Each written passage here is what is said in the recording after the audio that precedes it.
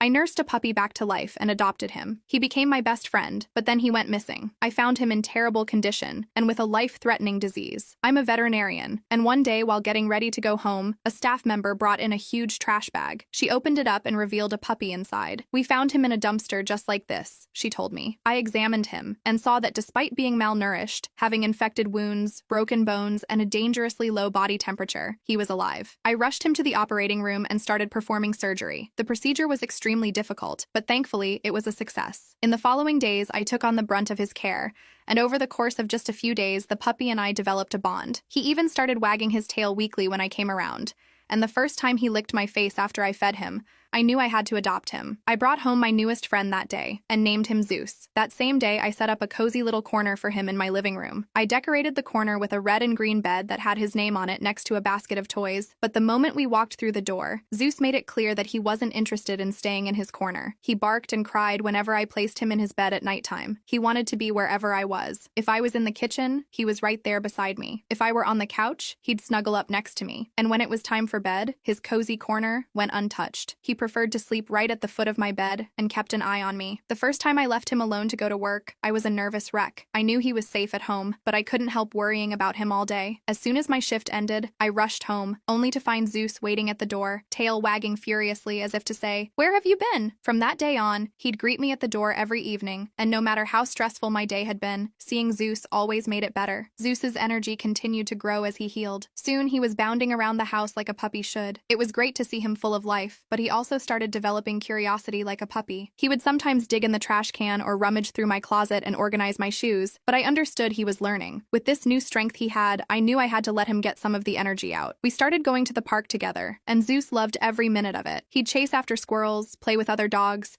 and run circles around me until we were both exhausted. It was incredible to see how far he'd come. However, there was one major encounter which I really did not like. Zeus was a very friendly dog, and oftentimes when I'd throw a ball for him to go catch, he'd run too fast or get way too excited, fail to slow down in time, and crash into the shin of a passerby. Most of the time people didn't mind. They'd pet him and laugh or look up at me and signal what a cute dog he was. Well, that was until he crashed into a total Karen. As soon as he lightly impacted her leg, she tried to kick Zeus, and not just once, but twice. The second kick connected, and I heard him yelp. I instantly rushed over and started asking her what the hell was wrong with her. She started yelling at me that I need to put the dog down because it clearly cannot behave normally. We ended up getting into a huge argument, and throughout the course of the argument, Karen raised her hand almost as if she was about to slap me. That's when Zeus started growling aggressively while looking at her and showing his canines. She put her hand down and walked off. That's a core memory of mine with Zeus, one that proved our bond. One day, after a long and stressful shift, I came home to find that Zeus wasn't waiting for me at the door. My heart sank immediately. I called his name, but there was no response. I searched the house, growing more frantic with each passing second, but Zeus was nowhere to be found. My mind raced as I tried to figure out how he could have gotten out. I checked every door and every window, and then I saw a small gap in the backyard fence, barely noticeable but just big enough for Zeus to slip through. I was freaking out inside as I ran out into the yard, calling his name. I ran up and down the street, knocking on neighbors' doors, asking if anyone had seen him. As I rushed past my neighbor's house, I noticed an elderly woman who lived next door, standing on her porch, watering her plants. She was always outside, tending to her garden or sitting on her porch. If anyone had seen something, it would be her. I hurried over and asked her if she had seen Zeus. She paused and then nodded. She had seen Zeus just moments ago by the old oak tree at the end of the street. Without wasting another second, I turned and ran to the oak tree. But when I got there was nothing. No sign of Zeus. I called his name repeatedly, but he didn't appear. I searched around the tree, checked the bushes, and even peered into the nearby yards. Still nothing. I made my way back to the elderly woman's house. I needed more details. What did the dog look like? But when I asked, she admitted that she hadn't had her glasses on at the time. Her vision wasn't clear, and she couldn't say for certain if it had been Zeus. I asked my other neighbors if they had seen Zeus anywhere, but no one had. Tears welled up in my eyes. I needed to calm down to think clearly, but the fear was overwhelming. The thought of losing Zeus forever was unbearable. I couldn't let that happen. I wouldn't. I felt this cold dread settle over me as I realized that he was out there somewhere, alone and scared. Night fell, and I was still out searching for him. I called out his name into the darkness, but there was no sign of him. I didn't sleep that night. I just kept thinking about Zeus, out there in the cold, maybe hurt, maybe lost. I couldn't shake the guilt I felt for not noticing the gap gap in the fence for not keeping him safe. The next morning, I printed out flyers with Zeus's picture and distributed them all over the neighborhood. I called every shelter and every vet's office, hoping that someone had found him. But the days passed, and there was no word. Zeus had vanished. I was heartbroken. The house felt so empty without him. I missed his little quirks, the way he'd follow me around, the way he'd curl up beside me, or how he'd chase someone on TV depending on where on the screen they were. I missed his energy so much, it was hard to function without him. I couldn't believe that after everything we'd been through, after all the progress he'd made, he was just gone. Then, a week after he disappeared, I got a phone call from an unknown number. It was from a shelter about 30 miles away. Someone had found Zeus wandering the streets and brought him in. I couldn't believe it. I jumped in my car and drove to the shelter as fast as I could. When I walked in, I saw Zeus curled up in a corner, looking exhausted and dirty. He looked so small and vulnerable, and my heart broke all over again. But when he saw me, his eyes lit up, and he struggled to his feet, wagging his tail weakly. I rushed over and scooped him up, holding him close as tears fell down my face. He was safe. He was back. The ride home was quiet. Zeus was so tired that he just curled up in the passenger seat and slept the whole way. When we got home, I gave him a warm bath, cleaned his fur, and fed him a special meal. He ate slowly. He was clearly still worn out from his ordeal, but I could see the relief in his eyes. He was home, and he knew it. After that scare, I fixed up the backyard fence, making sure there were no more gaps or weak spots. I also started being more careful with Zeus. I kept a closer eye on him whenever we were outside. I couldn't bear the thought of losing him again. But just when I thought things were getting back to normal, Zeus started acting strangely. He was lethargic, didn't want to eat, and seemed uncomfortable. My first thought was that he might be coming down with something, so I took him to the clinic for a full checkup. What I found was far worse than I expected. Zeus had a life-threatening piece of plastic that got stuck in his intestines. My heart dropped when I saw the x-rays. It was likely caused by something he swallowed while he was missing. The only option was surgery, and it had to happen fast. The thought of performing such a delicate procedure on my own dog was terrifying, but I knew I had to do it. I had saved him once before. I could do it again. That night, I prepped the surgery room. I kept telling myself that Zeus was a fighter, that he'd pulled through worse before. But as I started the surgery, the fear haunted me. This was different. Every cut and every stitch felt like a weight on my chest. The surgery was long, and there were moments when I doubted myself, but I tried to push through. I looked over at the clock, and it was 3 in the morning. I had performed this surgery on him for hours, and the fatigue was beginning to set in. Just when I thought I couldn't make it, I slammed an energy drink and kept going. Finally, after what felt like an eternity, I removed the blockage. I carefully stitched Zeus up, then sat by his side and monitored him closely. The hours that followed were some of the longest of my life. I barely slept, watching his vitals and praying that he'd wake up and be okay. The room was quiet except for the steady hum of the monitors. I sat beside Zeus. My eyes were heavy from exhaustion, but I couldn't tear them away from him. He was lying so still, his tiny chest rose and fell ever so slightly. The surgery had taken everything out of both of us, and now all I could do was wait. My chest ached with anxiety. Then the sun began to rise and light began to creep through the blinds. Zeus's eyelids twitched, and his body shifted slightly as he began to wake up. Slowly his eyes opened and he looked at me. He gave a soft whimper, and I felt my heart swell with relief. He was alive. He had made it through. I reached out, gently cradling his head in my hands, and pulled him close. I held him tightly, and slowly he started to recover. His breathing steadied, his color improved, and after a few days, he was back on his feet, wagging his tail and following me around the clinic. Zeus had done it again. He had beaten the odds, and I couldn't have been prouder. As the months passed, Zeus returned to his old self. We went back to our usual routine, playing at the park, cuddling on the couch, and going for long walks. One winter evening, as snow began to fall, Zeus and I were playing in the backyard. He loved the snow, the way it crunched under his paws, and the way the flakes would land on his nose. But that evening, as he chased after a snowball, he collapsed in the snow, struggling to breathe. My heart leaped into my throat, and I scooped him up, feeling how cold he was. I rushed him to the clinic. Once there, I did everything I could to warm him up, to stabilize him. He had developed hypothermia, likely worsened by his previous health issues. I worked through the night just as I had done when I first found him, refusing to leave his side. By morning, Zeus was stable, but I knew then that I had to be even more mindful of him. He needed extra care, and I was determined to give him that. The years that followed were filled with a bittersweet joy. Zeus seemed to recover, but he was slower and more tired. Zeus was getting older. His once endless energy began to fade, and he started to slow down. His muzzle turned gray. He spent most of his days resting in his favorite spot by the window, watching the world go by. I made sure to spend as much time with him as I could, cherishing every moment. One night, as we sat together on the couch, Zeus curled up beside me and rested his head on my lap. I petted him and whispered to him how much I loved him. Sometime during that very night, Zeus passed away peacefully in his sleep. When I woke up and realized he was gone, my heart broke. He had passed, laid in his favorite position, on the foot of my bed in a ball next to me. I buried Zeus in the backyard, under the tree where we used to play. As I stood there in the cold winter air, I felt an overwhelming sense of loss, but I also felt felt gratitude for the time we had and for the joy he brought into my life. Zeus had become my family. He taught me that life is precious,